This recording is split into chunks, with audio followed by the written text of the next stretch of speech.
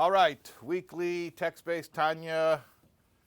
What chapter are we on? 51. 51, very good. Before we begin, today's class is dedicated by one of our regular members of this class, regular attendees, participants, whose birthday is today. So we want to wish a year of success and revealed blessings, nothing but good in all aspects, spiritually and material, to Simcha Bas Chana.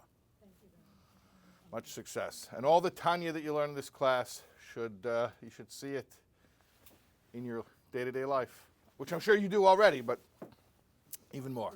There's always room for more. That is right. Okay. So as mentioned, we're on chapter 51. How many chapters in Tanya total? Volume 1, 53. Oh, very good. Okay, yeah. Okay, let me revise my question. How many chapters in volume 1 of Tanya? 53. 53, okay. So we have 3 chapters left. Now, these 3 chapters are a little bit tough, but I'm not going to skip it. We didn't skip anything. 38, 39, 40 is the toughest for me, and I didn't skip those. No, we're learning every single word. We've been learning every single holy word of the Holy Tanya, so we're going to continue through. But I'm just giving you a heads up. It's a little bit tough, and therefore I'm going to say right now, I don't want anybody to say to me, this is too abstract. How is this relevant? Don't say that to me, because I'm saying it right now. I'm going to say it up front. There's a lot of abstract Kabbalistic concepts in the next 3 chapters. I'm aware of that. I'm going to work as hard as possible to give it a practical context, but do not say to me, well, what am I supposed to do with this? This is so abstract, and why is this information pertinent in my life? Don't say that to me. I said it already. We got that out of the way. Okay. So, do you remember back to chapter 35? Who remembers back to chapter 35? I'll kind of jog your memory a little bit. We had just finished talking about joy, the importance of joy. Chapters 26 through 34 were all about different types of joy and emotional wellness. And then all of a sudden, chapter 35, we said, but there's a problem that the Beinoni might still have, or an objection that he might still have, which is, what's the point of my existence when I now realize, after having learned half of Tanya, I realize that I'm never going to achieve internal perfection. What do I mean, internal perfection? What is internal perfection? What? Yeah, well, a tzaddik has internal perfection, but what am I describing when I'm talking about the internal person? Like the soul? What is the Beinoni never perfect? Oh, the internal battle. The internal, yeah, I said internal. I want you to tell me what that means. The fight between the animal soul and the Yeah, well, there's a fight because it's not perfected, but what is he trying to perfect? Yitzhahara is what he's pushing up against, but what is he trying to perfect? Love and awe is the goal. What is he trying to perfect? When I say the internal person, what? The mitzvos is the external person. That's the impulse for impulses. You're getting closer, yeah. thought. Thought is a behavior already, as described in chapter 4. So it's external. The taivas. Okay, so going back to chapter 3, remember when it explained that the koiches hanevesh, the 10 soul powers, are the 3 intellectual faculties and the 7 emotional faculties. So the tzaddik has perfected his internal world, meaning his intellect and his emotions. They are wired exclusively to serve Hashem. The Beinoni has 2 conflicting sets of wiring.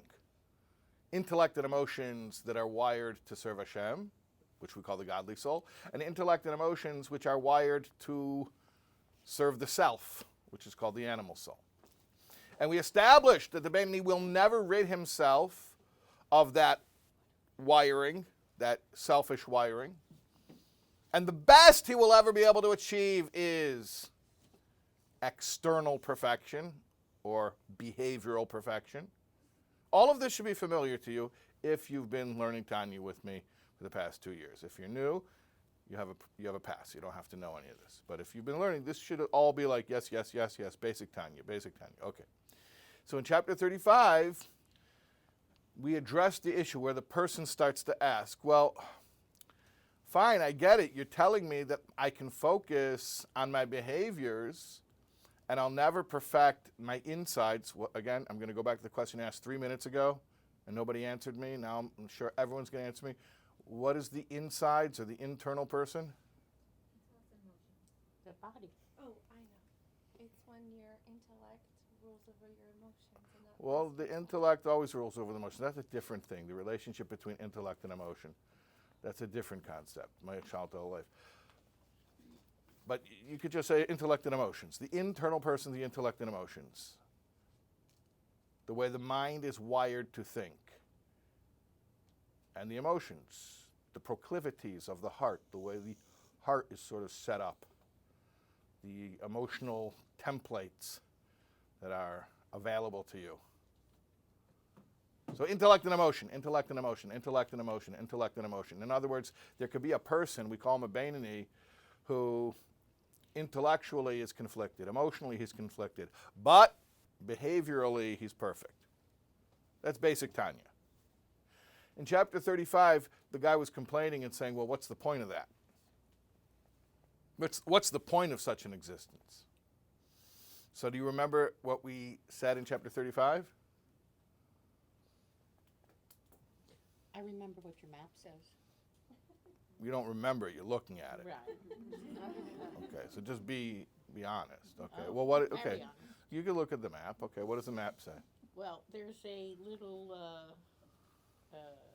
key on it that says the wick, flame, and oil. The wick, flame, and oil. Oh my goodness, yes. What is the wick, flame, and oil?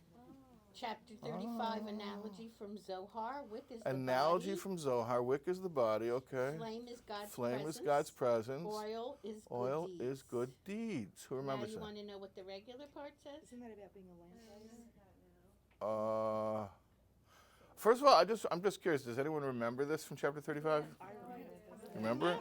Really brought it back. Now it's starting to fall into place. Okay. In chapter 35, he was addressing the issue that a person's going to complain and say, what's the point of this Beinoni program where I will never achieve internal perfection? Again, what does internal mean? Intellect and emotion. Intellect and emotion. Meaning, I will never get it so that my brain always reaches godly conclusions. And I will never get it that my heart always only desires godly things. I'll never get that. But I can make the right choices, behavioral choices, which is the definition of a Beinoni, right? Somebody whose intellect and emotions are never rid of conflict, but he can always consistently make the right behavioral choices. Okay. And he questions, what's the point of that type of existence? And so the Alter Rebbe says to him, well, I need to explain to you the point of life itself. You're asking, what's the point of your Beinoni existence? I'll ask you a bigger question. What's the point of existence at all? If you could answer that, then you'll answer the question of the point of your existence as a Beinoni. And basically what he explains is that the bottom line is the bottom line. It's all about behavioral choices. You're all heartbroken about the fact that you can't achieve internal perfection of the intellect and emotions, but really that's not what matters. At the end of the day, what matters is behavior, behavior, behavior. And he illustrates with the analogy from the Zohar, which you referred to, of the wick, the oil, and the flame. He says the body is like a wick. The flame is God's presence, which the body is drawing down into this world. And the oil, the fuel, are the mitzvos that you do. In other words, you have to give your body behaviors, actions to do, in order to create godly light in the world. So, really, what is it that makes the world a holier place is only actions, mitzvah actions. And then we went on to 36 and 37, and we explained the whole idea of Dira B'Tachtainim, that Hashem wanted a dwelling place in the lower realms. And so really, If you understand the whole point of existence is so Hashem can express the infinite within the finite, the spiritual within the material, then you understand that somebody who's involved in perfecting the material world and bringing spiritual revelation into the material world through mitzvah actions, so he's not missing out at all. He's actually on the front lines of accomplishing what Hashem created the whole world for. And as far as his inability to ever perfect his internal world, internal again meaning his intellect and emotions, okay, so he won't perfect his internal world. He'll do his best. I just want to make sure. When we say, so he won't perfect his internal world, doesn't mean he'll neglect it. You guys just finished chapters 41 through 50, where we had 10 chapters of meditations, which are all about trying to perfect our internal world. So we are, to the best of our ability, trying to get our intellect and emotions aligned with Hashem, but you don't have to perfectly achieve that goal. That is not the expectation. We do our best in that area, but behavior is where we really focus and we try to reach perfection. Yeah. If the behavior is not motivated by the intention of a divine revelation, then why does that behavior matter? Doesn't the motivation matter in behavior?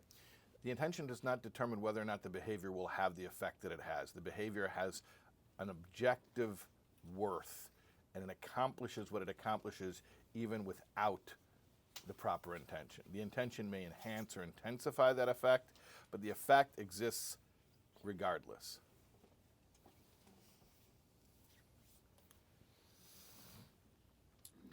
The opposite is not true. Somebody with a very lofty intention, but who does not express that with an action, has done nothing. They accomplish nothing. All of their intellectual and emotional sensitivity is worthless if it's not translated into an action, meaning a mitzvah. But let's say you do the mitzvah by mistake. The Gemara talks about that. A guy drops some money in the marketplace and loses it, and then a poor man comes and feeds his family with it. Yeah. So, okay, maybe that affected that person. The person that dropped the money. It doesn't. This is not just social justice. It's not just that it happened to affect the poor guy who found it. There is a metaphysical gain in the universe. The world becomes more refined and more spiritual through that act, even devoid of intention. The world, but not the person. Yeah, who cares about the person? We're talking about the world. So Ratzon doesn't count? What? So Ratzon to do something good doesn't count? Well, I will refer you back to chapters 30, 38, 39, and 40. We've been through all of this. You're going to say to me, well, hold on a second. You're telling me you don't have to have any intention. Intention is totally irrelevant? Well, that was the question that we answered in chapters 38, 39, and 40. We said that, of course, intention is important. And I alluded to it a minute ago when I said it enhances or intensifies the effect of the action, but the main thing is the action.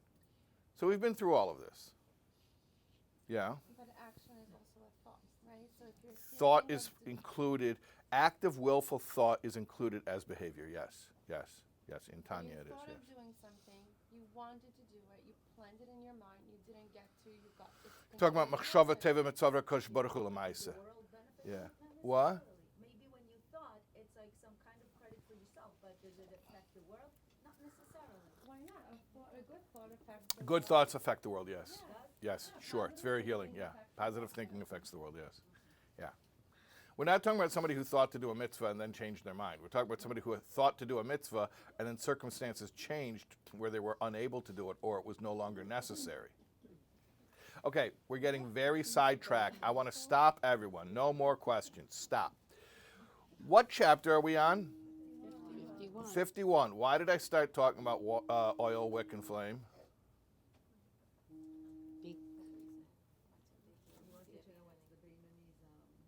Okay, so you want to learn chapter 51. You're going to see why I started reminding you about chapter 35? Okay. Perek Nun Aleph, chapter 51. V'hinei, behold. L'teisefes bi'ir loshni yinuka de la'el. We're going to further explain the expression or the language of the Yanuka. The Yanuka is this weird kid in the Zohar. Tzarech levoy tchila. We have to explain.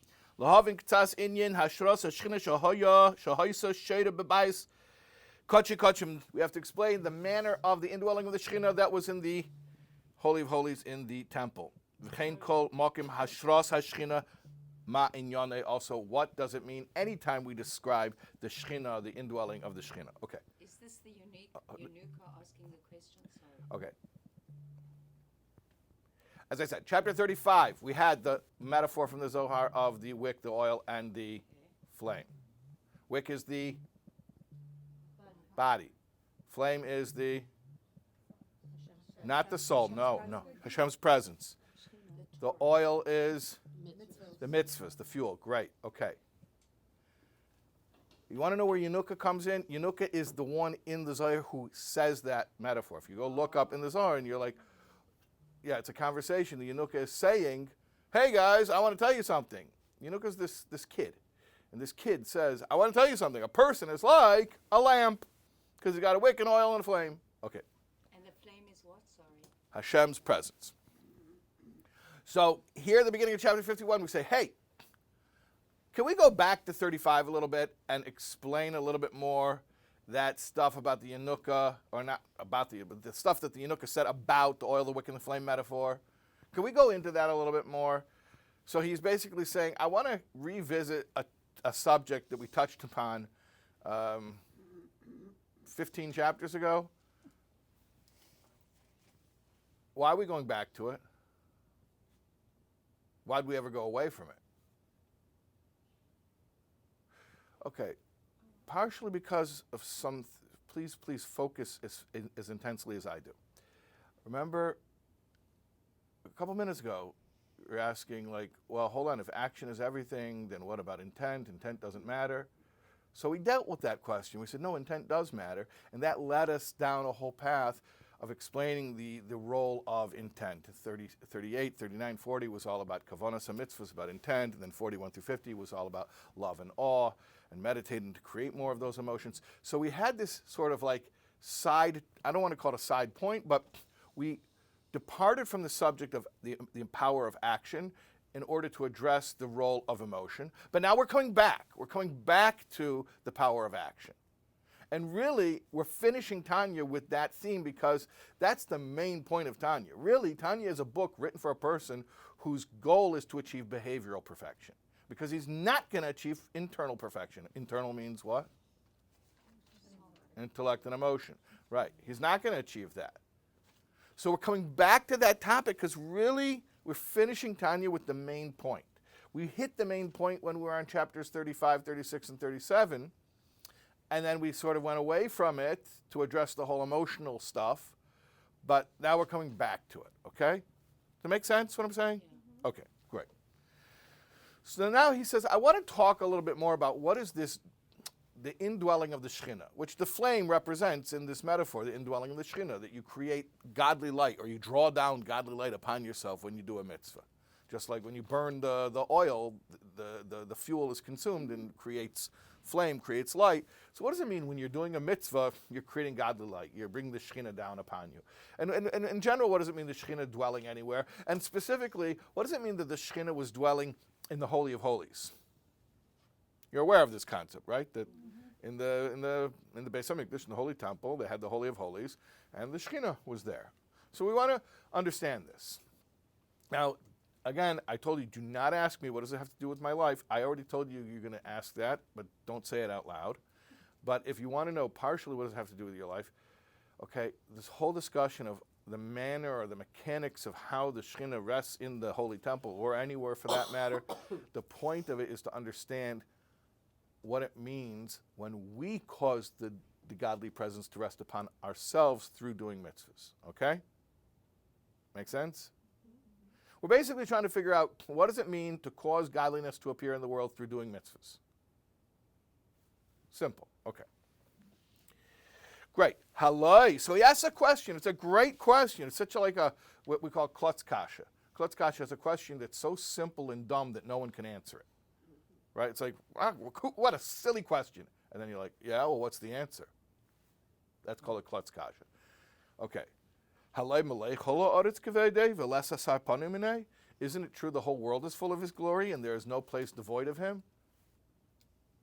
So how do you say that the Shechina was dwelling in the Holy of Holies? Hashem is everywhere. Wow, I never thought of it like that. You're right. Wow. Now, I'm going to tell you right now, if you have an impulse to answer that question, that is not coming from a good place. I want you to stifle that impulse, and I want you to embrace the wonder and the curiosity, and just to say, wow, that is amazing. I can't even fathom what might be the answer to that question. And now I want you to go on a journey. Okay.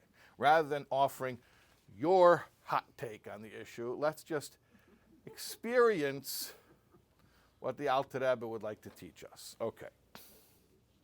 But here's the deal. Kidechsiv, like it says, "Umipsari echse elika." From my flesh I see God. That's a common verse that's used in Kabbalah and Chassidus to mean that we can understand spiritual ideas sometimes by looking at how they are mirrored in material phenomena, particularly in human psychology. Because the human being is made in God's image, sometimes we can understand some things about the way God relates to the world by looking at the way the person's psyche is structured. For instance, back in chapter 3, when we learned about the 10 faculties of the soul, the 3 intellectual and 7 emotional, which we mentioned earlier today. And the first thing he told us is those are a mirror image of Hashem's 10 spheros. Okay? And you can go both directions, by the way. You can gain psychological insights about a person by learning about different levels of, say, their Stausless, or you can do the reverse. You could understand, say, their Stausless by having insight into the structure of the person. Okay. So, I can grasp certain spiritual concepts by looking at the way it is in the human experience. Shikamesh nishmas ha'adam hi. Mamalaya kol ramach evrei aguf meresh v'ad ragli. So, for instance, here's an analogy. When you look at a person, all of his 248 limbs are full of his soul. What does that mean? They're all alive. The soul comes and enlivens them. So the soul is present in all of his body, from his head to his feet. In other words, if I ask you, where's the soul? Point to it, locate it. What do you mean? It's the life force that runs through the entire body, through every single limb. And nevertheless, the main place for it is in the brain. From the brain, it emanates out to all of the limbs. In other words, you cannot locate the life force of a person, which is the expression or the manifestation of the soul. You cannot locate it in any particular part of the body. It's not compartmentalized like that. It's the life force that flows through the entire body. And yet we understand the manner in which the soul interfaces with the body emanates from the brain, as evidenced from the fact that the various soul powers of the body, whether it's movement or different senses, are all coordinated and conducted from the brain. So this is the template. This is the concept we want you to have in mind. The soul is running throughout the entire body. It's present equally throughout all parts of the body. And yet we understand there's a special relationship between the soul and the brain. Make sense? Rabbi, can you Yes. explain the mirror images, please? Okay, without getting deeply into it, these are archetypes. They begin on the highest levels and they're just replicated over. They're just patterns. So we just see them replicate like fractals in mathematics. We see these patterns replicated level after level after level. So sometimes when we're learning about spiritual phenomena and it's too abstruse to wrap our minds around it, what you can do is just look at the way it manifests on a lower plane, which is more relatable, and then we say, okay, so it's the same thing, just take it up a few notches. Like nature? Like nature, like anything. Everything in God's creation is imprinted with a pattern that exists in spiritual archetypes. So very often Chassidus will examine the way it looks on the lower level, particularly with examining the human psyche, in order to gain insight as to the way things are occurring on a spiritual level. Okay, make sense? Yeah. Okay, let's keep going. Great.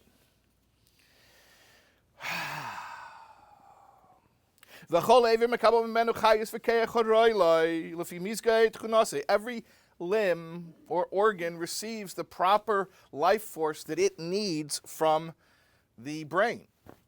For instance, the eye to see, and the ear to hear, and the mouth to speak, and the feet to mobilize, to move, to transport. Like we see for ourselves. In the brain is aware of everything going on in all the parts of the body and everything that happens to them. When you stub your toe, does your toe hurt? Does your brain hurt? Okay.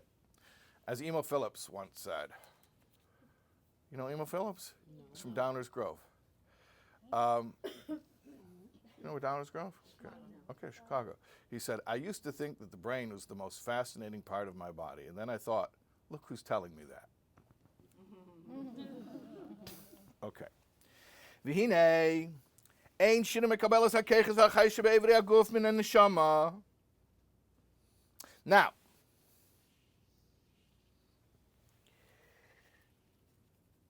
there is no actual change in the life force in the different limbs.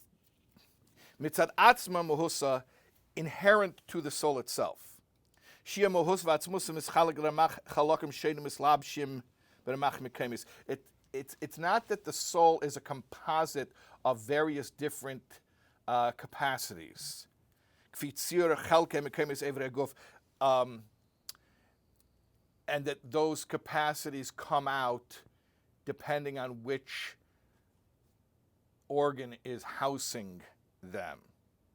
That's not what it is. You understand what we're saying it is not? It's not that the soul is this energy that's a composite of various different capacities. It's like equal distribution.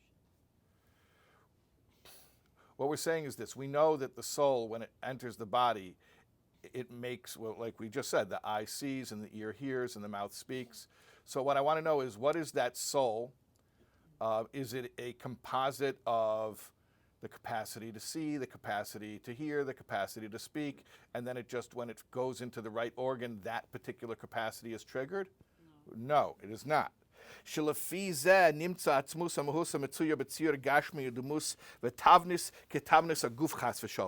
because if that's the way you view it, you're actually applying material limitations to a spiritual entity. And he says, chas v'shalom, God forbid, which is very interesting. Like, it's interesting because if you would say that about God, you'd say chas v'shalom. You cannot anthropomorphize in that way where you would limit God with material restrictions. It's interesting. He's saying here, you can't even say that about the soul. He doesn't want to say that the soul is a composite of different capacities. The soul is a chalak. Correct. Correct. Yeah. Okay. Ella, but rather, what is the way that it works? Kula etzem echad ruchni. The soul is one simple spiritual energy. Poshet umufshat. Absolutely simple. Mikol tzir gashmi has no physical attributes or anything that resembles physical attributes as far as like limitation or description. This is where this ends and this begins. Nothing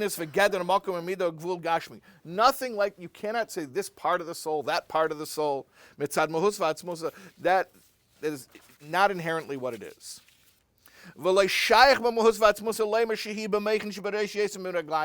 therefore you cannot say that the soul is more present in the brain than in the feet, because that's locating it. It's there, not there. Because the soul is not something that's physical in the sense we could locate it. Oh no, my wallet's not in my left pocket, it's in my right pocket. Well, the wallet's a physical thing. It's either in this pocket or that pocket. But you don't say, oh, my soul's in my brain, not in my feet. No, it's equally present everywhere. Rak, rather,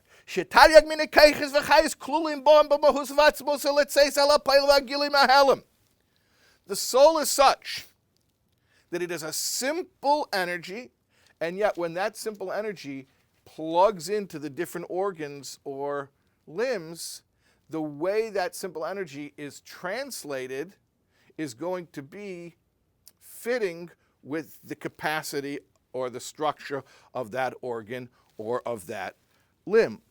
Lahachis ramache vorim v'shesag gidin shebeguf al yidei hislab shusam benefesh hachayunis sheyesh lo gam kin ramach v'shesag keiches v'chayis halalo v'hine al hamshachas kol yitariag mine keiches v'chayis mehelam anasham al guf lahachiyese. Allah amru. So first of all, he says, and by the way, the godly soul is plugging into the enlivening soul, which is then plugging into the body, and they all have the same structure, that 248 and 365. Allah amru sheikar mishkan v'ashrasa shel hamshacha zu v'gilui zu v'gilui zehu kule b'meichin shebereish. And yet we say that the main place of revelation is in the brain. You understand what we're saying? Do not imagine something physical that's located here and not there. Rather, we're talking about a spiritual energy that is equally present in the entire body. Furthermore, we're not talking about a spiritual energy that is a composite of different capacities, but it's one simple energy. And yet, when it manifests through the different limbs, particular expressions of that energy come out. It's like mana becomes like the flame. Yeah, whatever you want it to be, right. Would that be the command center? The brain is the command center, yeah. Oh, Okay. but of the soul. The brain is the command center of the body, and it distributes the soul. That's why the brain, so to speak, receives the chayos first. Shehein chochma bina das, which is chochma bina das. And the capacity for thought and everything that is associated with the brain. And not only that,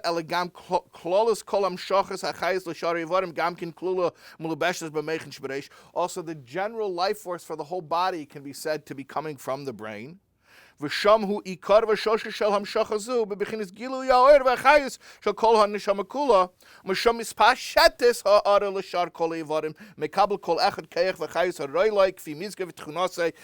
the brain, the chayus, the life force emanates out, and everything gets what it needs. The soul's power for sight is manifest in the eye. The soul's capacity for hearing is manifest in the ear. You understand what we're saying? We're not saying that the soul has a composite of these different powers. The soul is one simple energy. What we're saying is when that simple energy is filtered through these different organs, so that's what it looks like. It looks like sight in the eye. It looks like hearing in the ear. It looks like speech in the mouth. Let's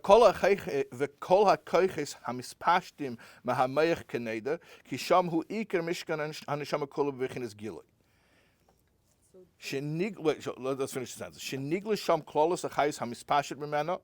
Rak kaychese shall klolos achayis meira mispashtim misham l'chol evri aguf kedim yino oira mispashit omeira ma'ashemish l'chadir chadarim. So the soul is entering the body, so to speak. And again, we're not talking spatially, like it enters through this door and then it walks across the room and it gets to the other side of the room. It's not spatial. But what we're saying is that the soul fills the body like, he gives an analogy here. The sun, the light of the sun, spreads out from the sun into various rooms or even rooms within rooms. So pretend there's no electric lighting. All you have is sunlight. So you walk through a house, and every room in the house has light. But if you go outside, you see it's all one sun. And sometimes there's even rooms within rooms, meaning rooms that don't have their own window, external window, but it's getting light from another room that does have an external window. But it's all one sun. So you have to think about it like that. The soul is like a sun, which is shining. It's one sun, and just in different rooms, you experience the subjective phenomenon of different light. But it's not different light. It's one light. Okay? He says in brackets, Va'afilu halev mekabel mahamayach. And by the way, even the heart even the heart, because the heart is right up there. You know, like you talk about other parts of the body, like the feet, let's say. We know the feet depend on the brain. But even the heart, which you could make a strong case that it's on par with the brain and heart, you know, those are the two biggies. And we say, no, nevertheless, even the heart, Mikabel Mahamayach, receives from the brain. In fact, that is why we say that the brain rules over the heart. And if you're a student of Tanya, you know the brain rules over the heart is like one of our most important concepts. So he's explaining actually the mechanics of why the brain rules over the heart. Why? Because even the heart receives its life force from the brain. The brain is the distribution center where everything goes out to the rest of the body. Even though the soul is equally present everywhere, you can't compartmentalize it and say it's more here than there, and yet we understand the manner in which the soul interfaces with the body is such where it is distributed to the various limbs through the brain. So it's a hard concept because it's not a physical thing. It's not like saying, like, where do I locate a certain resource? Oh, I have to go get it from this location and bring it to other locations. It's not like that. What we're describing is more something dynamic. It's a flow. It's a process. So the reason, remember why we're talking about this, let's take you back. Mibsari achsa leka. From my flesh I see godliness. Why are we discussing this? What was our point? We understand how God is everywhere, but He's Very good. Okay, thank you. Because we almost lost the context. We're only having this present discussion about the manner in which the soul interfaces with the brain and through that with the entire body. We're only having that discussion to answer a question that we asked at the beginning of the chapter, which is, what does it mean that the Shekhinah was dwelling in the Holy of Holies when God is everywhere? So that's what we're headed toward. Okay, so here we go. And so too, literally, meaning I just gave you the analogy. The analogy is the soul's life force, the way that it enters the brain and then spreads to the whole body. So too, same idea. Al derech mashal, allegorically speaking, Ein sof baruch malikol almin lahachayesim. The infinite fills all worlds to enliven them. Just like a soul fills the whole body. The infinite fills all worlds, plural, all the worlds, to enliven them. Uv'chol olam yesh bruim le'ein ketz v'tachlis, and in every world there are countless, innumerable beings. Even in the spiritual worlds. What, you think there's just one type of cookie-cutter angel? It's even more complex and diverse up there than it is down here. There's tons of different types of angels and souls. There are all types of innumerable different worlds, different planes of reality. And Hashem is filling all of them. The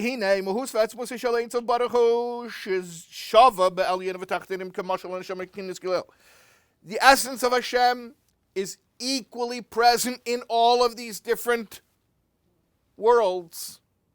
Just like we said, the soul is equally present in all parts of the body. Like it says in the Zohar, he is the hidden of all hidden. Meaning to say, he's equally present. Oh, he doesn't look like he's equally present? Yeah, that's why he's called hidden. In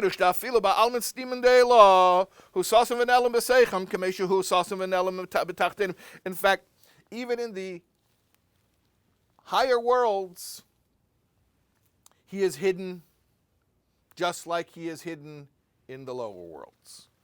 There's no thought that can grasp him, even in the higher worlds. Even in the higher worlds where they have this, obviously the higher beings have a higher capacity to understand spiritual phenomena, but they can't grasp Hashem over there either. So ultimately he's hidden there as well. Even there he's called hidden.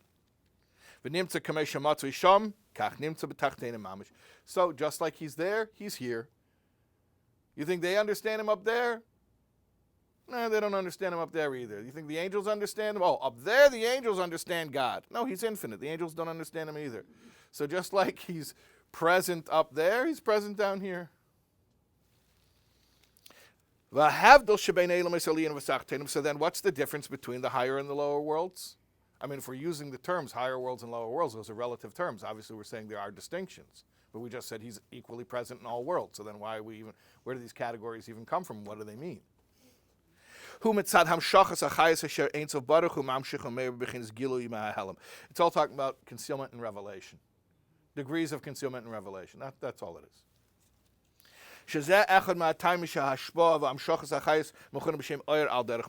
That's why, by the way, the divine energy is often called light. Because it helps us when we speak about concealment and revelation, lighter, darker. But he's present equally in all worlds, to enliven all the worlds. The higher worlds have more godliness revealed in them, relatively speaking. I mean, none of them can contain his infinity. But the higher worlds, relative to the lower worlds, have more revelation of godliness in them. All the different beings in the different worlds, they receive according to their capacity. In other words, each being receives according to its capacity, what it can handle. The lower worlds, even the lower spiritual worlds, you're saying, I thought the material world is the lower world. No, the material world is the lowest world. There are lower worlds spiritually, even meaning they're entirely spiritual worlds, but relative to other spiritual worlds, they're called lower spiritual worlds. And at any rate, the lower worlds, even the spiritual lower worlds, they don't receive such revelation. They can't handle such revelation. It has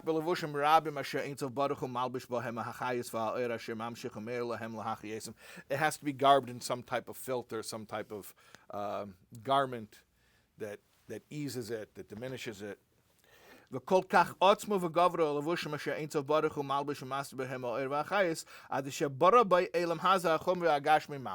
And there's so many of these concealments and filters until the culminating effect, the end effect, is you get this coarse physical world where the creator is all but concealed and you see creation instead of creator. That's like the end of the line effect.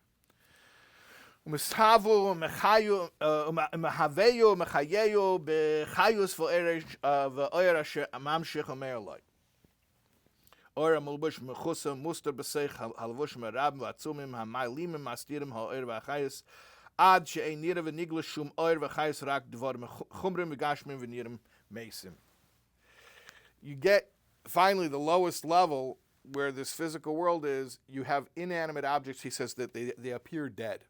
What does it mean they appear dead? A rock is alive? Well, not alive like it's breathing or growing or has cell division or anything, but it has a chayas in it. Everything has life. I mean, everything exists because Hashem is creating it. So there's life in everything. But you look at a rock, it doesn't appear to be living. You don't see the chayas. You don't see the divine energy. Although we know that matter and energy is one, and everything has energy. In fact, even the tiniest amount of matter, like an atom, has incredible amounts of energy within it. Okay, but down here, everything appears lifeless. And that's the result of all these different compounding concealments, one after the other, until you get this end result. All right.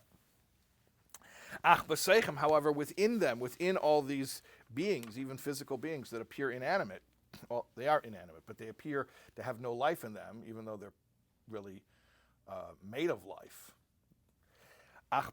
Within them, they have a life force that is constantly bringing them into being, something from nothing. So they don't revert into the nothingness from whence they came.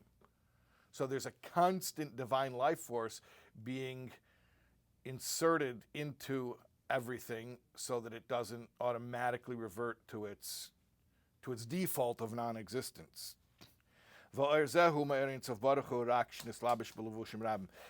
life force that we're describing is actually the infinite light, but it's invested in various different garments.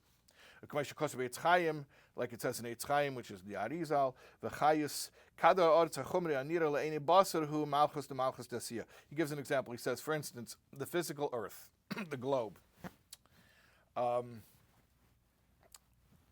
It appears to be physical and coarse to the physical eye, meaning you look at the ground that you walk on, just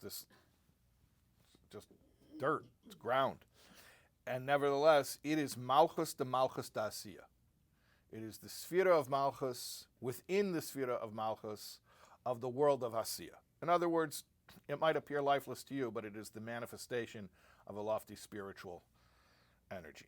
Ubeseicha, and then within it, within malchus de malchus dasiya, is malchus de yitzira, v'chulu, etc. Malchus de Asiya contains within it malchus of Yetzirah, meaning of the higher world. So, it's like those little Russian dolls. So, yeah. So, you keep opening up and going to the core of everything. Eventually, you're going to find the Or Ein Sof. You're going to find the infinite light. The question is just how many containers is it masked behind? Okay? Until within everything are the 10 spheres of Atzilus. So the 10 spheres of Atzilus, that's why it's always cute when people start learning the 4 worlds, and they always ask, invariably, people will ask, where is Atzilus? Where is it? First of all, it's a spiritual world. What do you mean, where is it? You want me to point this direction? Let me get my compass. Okay. But once you understand this, what do you mean, where is Atzilus? right here. It's right here. It's that the plane of reality that we experience is the net result of compounding concealments. But if you remove those concealments, then the core of everything is the highest world. So it's right here. It's just concealed. And then the 10 spheres of Atzilus, in turn, they are entirely united with the infinite light itself. So, what are we saying? We didn't clearly, explicitly answer the question, but he gave us enough information that you should be able to figure out the basic gist of the answer. God is everywhere. Okay, so what does it mean he's present, or he was revealed, or the Shekhinah dwelt in the Holy of Holies in the temple? We say, okay, well, I'll give you an analogy. Your soul is in your entire body, and yet it has a special relationship with the brain, because the brain is the center from whence it emanates out to the body. Okay, so too, God is everywhere in all of his creation, all of his worlds. But there's a center, and we didn't really say explicitly what that is. So if you're saying, I missed it, you didn't miss it. You didn't miss it. You didn't miss it. We didn't say it. But if you're feeling like you missed it, you're learning properly, because he came so close to saying it that it feels like he should have said it. But if he would have said it, then we'd be on chapter 52. Very good. Okay, so you're following. Okay. So at this point, what do I know? I know he didn't say these words yet, but I got to figure this out just based on if I'm learning this properly. It must be that there's a brain of the world. It must be, because that's the analogy here. There's a brain, and by brain I mean a control center, a command center, a headquarters, just like there's a brain in the body that the soul emanates from to reach all parts of the body. The world, or perhaps the worlds, or each world, I don't know how it works yet. He didn't teach me yet. There must be something that is akin to a brain, or rather, more accurately stated, my brain must be akin to some archetype in the spiritual realms, which functions in a way that I would relate to as brain-like. Could be. I don't know yet. You following? Okay, so you get where this chapter leaves us, and how we really need the next chapter, and where you understand where the what was answered, what wasn't answered. We're all good?